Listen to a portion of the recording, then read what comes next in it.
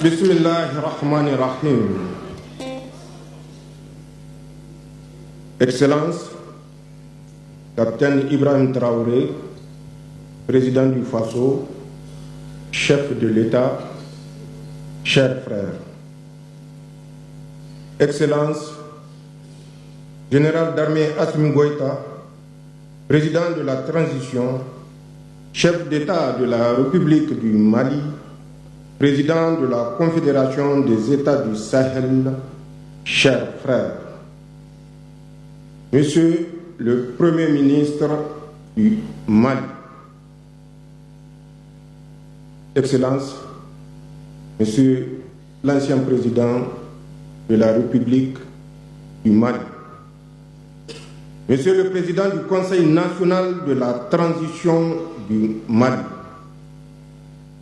Mesdames et Messieurs, les ministres des pays membres de la Confédération des États du Sahel, Mesdames et Messieurs, les membres des délégations présentes à la deuxième session du Collège des chefs d'État de la Confédération des États du Sahel, Mesdames et Messieurs, les ambassadeurs, honorables invités, distingués participants, Mesdames et Messieurs, je tiens, au nom de la délégation qui m'accompagne, à exprimer au gouvernement et au peuple malien mes vifs et sincères remerciements ainsi que ma profonde gratitude pour l'accueil fraternel et la généreuse hospitalité typiquement sahélienne dont nous sommes l'objet depuis notre arrivée dans cette belle ville de Bamako. Mesdames et Messieurs, après le sommet historique de Niamey du 6 juillet 2024, consacrant l'avènement de la Confédération des États du Sahel, nous voici réunis aujourd'hui à Bamako à l'occasion de la deuxième session du Collège des chefs d'État pour, ensemble, renouveler notre ferme engagement à poursuivre et consolider l'œuvre irréversible de construction de notre Confédération. Mesdames et Messieurs, cette session qui intervient dans un contexte mondial en pleine effervescence, marqué par des défis complexes et multiformes, est l'occasion, d'une part, de rappeler les enjeux de l'heure et les défis auxquels nous faisons face pour ainsi mieux comprendre le sens de notre combat commun et raffermir la détermination des peuples de la Confédération AES à se battre victorieusement pour leur dignité et leur développement. D'autre part, de mesurer le chemin parcouru depuis un peu plus d'1 an par notre Confédération, en dépit de toutes les adversités internes et externes auxquelles nous faisons face. Elle est enfin l'occasion d'envisager collectivement les perspectives qui sont les nôtres pour plus de progrès dans l'opérationnalisation de notre Confédération et afin de répondre aux aspirations légitimes de nos populations. Mesdames et Messieurs, depuis le 18 août 2020 au Mali, le 30 septembre 2022 au Burkina Faso et le 26 juillet 2023 au Niger, nos 3 pays ont décidé individuellement puis collectivement avec la création de l'Alliance des États du Sahel du 16 septembre 2023, transformée en confédération le 6 juillet 2024, de prendre leur destin en main. Cette décision, nous l'avions prise en toute responsabilité et en pleine connaissance des enjeux et des défis qu'elle comporte, ainsi que de toutes les conséquences qui y sont potentiellement attachées. Il s'agit donc d'un choix souverain, assumé dans l'intérêt supérieur de nos pays pour l'histoire et pour l'avenir. En effet, après plus d'une décennie de massacres de nos innocentes populations, dans l'indifférence totale des uns et la complicité active des autres, nous ne pouvions continuer à tolérer la permanence du système de prédation inefficace et corrompu mis en place dans nos pays. D'autant plus qu'aucune perspective de sortie de crise n'était en vue. Pire, des indices concordants accréditaient la thèse que le système en place n'avait pas la solution à notre problème sécuritaire. Il était plutôt une importante partie problème. Mesdames et messieurs, face à cette situation, nous avons clairement compris les enjeux qui menacent jusqu'à la survie même de nos peuples. En premier lieu, cette situation a été créée pour favoriser l'exploitation de nos ressources et entraver les aspirations légitimes de nos peuples à une vie meilleure, au progrès et au développement. En effet, c'est l'exploitation néocolonialiste de nos ressources qui explique en grande partie la situation de pauvreté de nos populations. Nous ne pouvions plus accepter de laisser nos pays dominés par ceux qui veulent nous maintenir dans la pauvreté, tout en faisant semblant de nous aider et exiger de nous gratitude et reconnaissance. En second lieu, cette situation a créé un état d'esprit et une mentalité d'assister et de complexer chez beaucoup de dirigeants et élites africaines. De ce fait, des contrats léonins ont été imposés à nos pays et un réseau complexe d'influence et de contrôle a été mis en place pour contrôler nos sociétés. C'est cette même mise multiforme qui explique le comportement de certains ressortissants de l'AES et des Africains complexés qui nous combattent au lieu de défendre leur peuple meurtri, pillé et humilié. C'est cette même mise qui explique tous ces contrats inégaux qui leur permettent de piller nos pays. C'est cette même mise qui explique que des dirigeants africains soient convoqués dans une multitude de réunions inutiles, coûteuses et inefficaces. Mesdames et messieurs, ce que nous avons fait, tous et ensemble, dans nos pays respectifs et collectivement au sein de notre confédération, c'est simplement en toute responsabilité et souveraineté de mettre fin à ce système et d'assurer désormais les intérêts supérieurs de nos peuples. Nous avons ainsi mis fin à la présence dans nos pays de toutes les forces d'occupation et de prédation pour assumer notre sécurité par et pour nous-mêmes.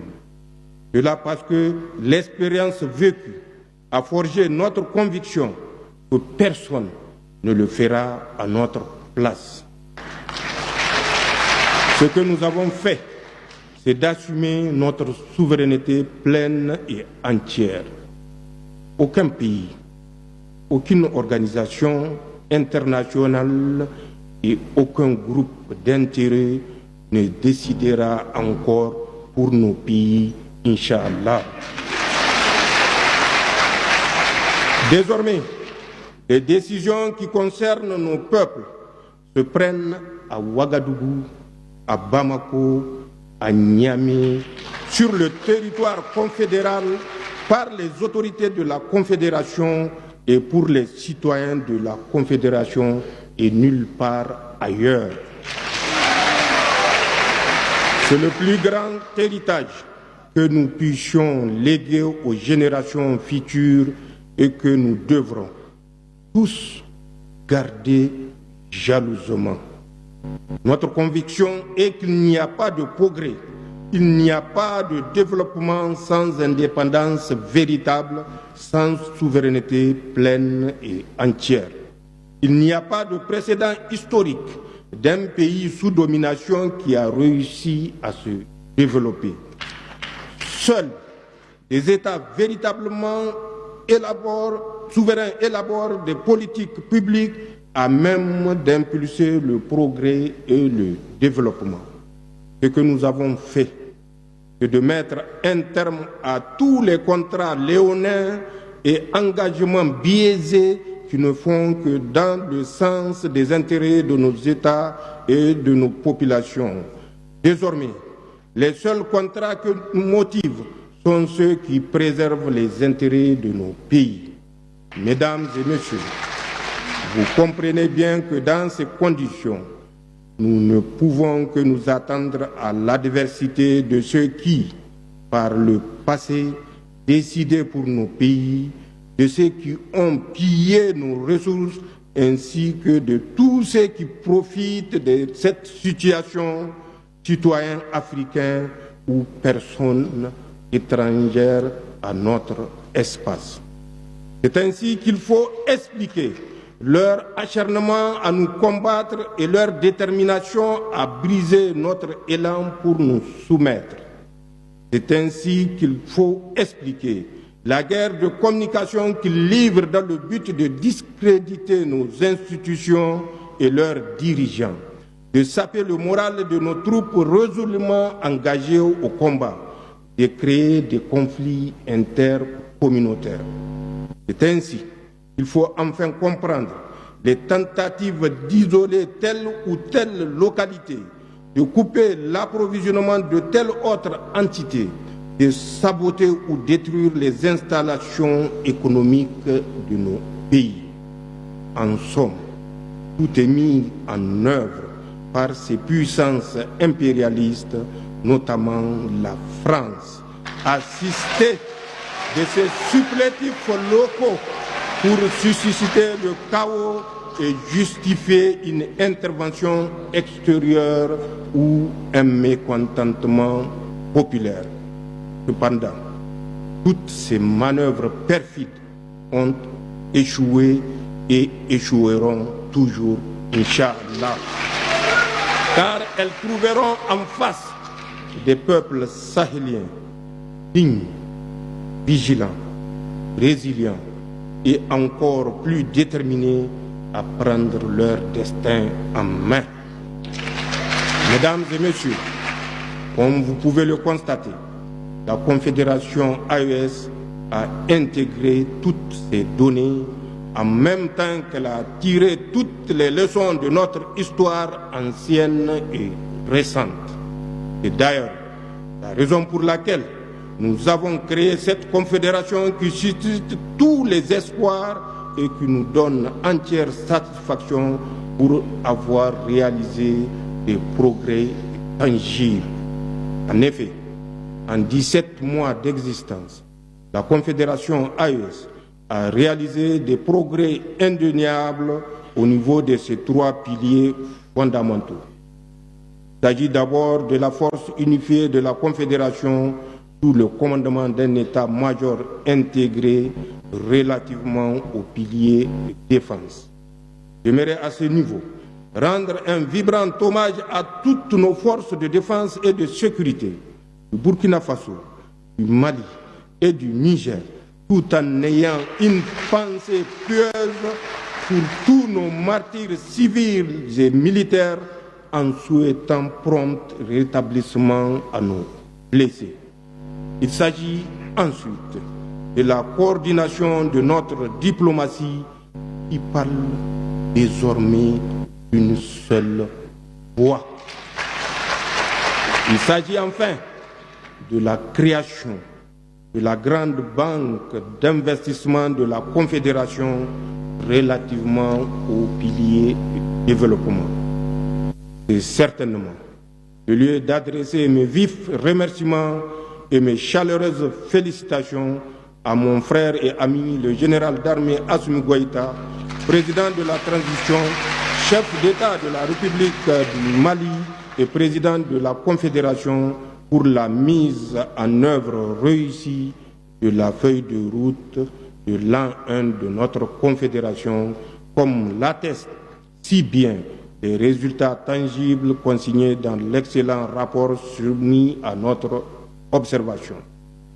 Les peuples dignes et résilients du Sahel lui seront reconnaissants pour son leadership, son engagement sans faille et le brio avec lequel il a porté haut les idéaux de la Confédération durant ce mandat, en dépit du contexte d'adversité sans précédent que j'ai évoqué plus haut.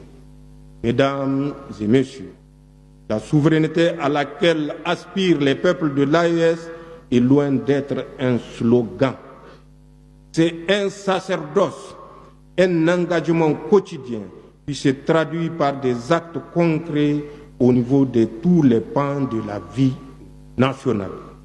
Elle répond à une vision stratégique clairement exprimée à travers le processus de refondation en cours dans l'ensemble de la Confédération. Le combat que mène l'AES est un combat pour la renaissance africaine. Il porte en lui les germes d'une Afrique libre et souveraine dont l'AES est l'embryon.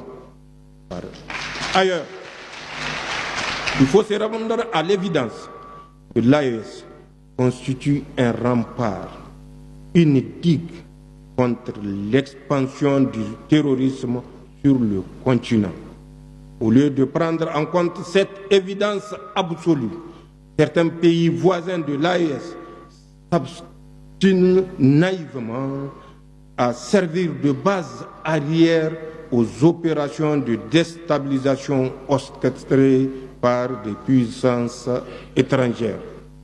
Il est temps que ces États se ravissent et prennent conscience que leur statut réside plutôt dans l'unité africaine, dans une franche coopération sécuritaire sous-régionale et régionale, et non dans la satisfaction d'intérêts étrangers au détriment de ceux de leur propre peuple.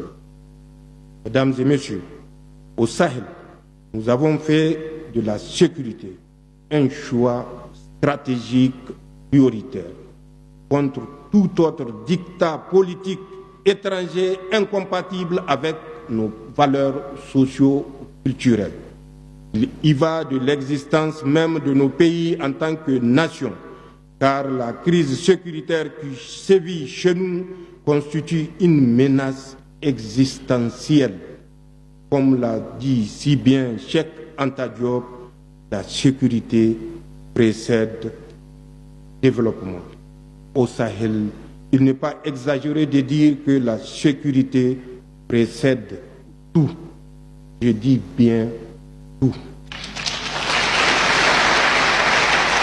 Pour terminer, mesdames et messieurs, je tiens particulièrement à saluer le travail remarquable accompli par les ministres et les hauts fonctionnaires qui, durant tout le processus préparatoire de la présente session du Collège, n'ont ménagé aucun effort pour soumettre à notre examen des documents de travail de qualité ainsi que des instruments juridiques pertinents qui nous permettront de consolider l'architecture institutionnelle et normative de notre Confédération.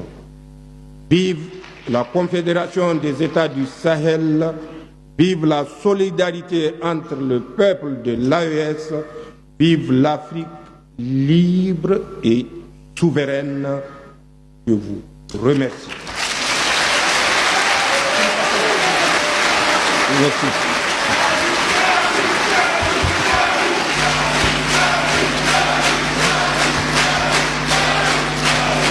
Merci. Nos remerciements également au président Tchani. Excellence, à travers votre intervention, nous avons